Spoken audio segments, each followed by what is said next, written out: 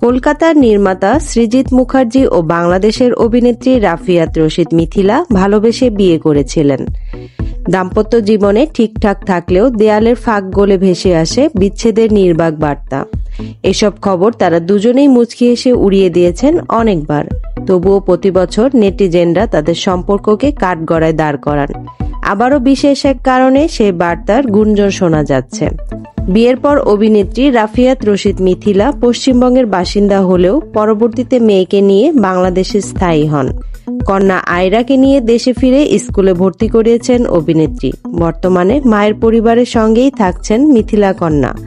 বহুদিন ধরেই সৃজিত মিথিলার দাম্পত্য নিয়ে নানা গুঞ্জন শোনা যাচ্ছে। সম্প্রতি সময়ে তাদের বিচ্ছেদের খবরও সংবাদের শিরোনাম হয়েছে।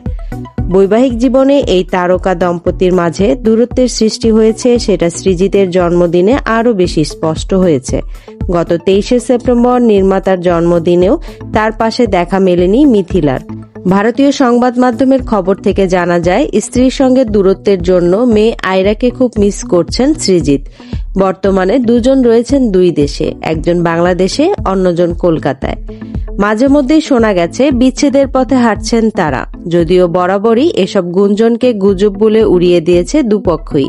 বিচ্ছেদের গুঞ্জন নিয়ে কোনো রকম মন্তব্য পাওয়া যায়নি সৃজিত বা মিথিলার পক্ষ থেকে।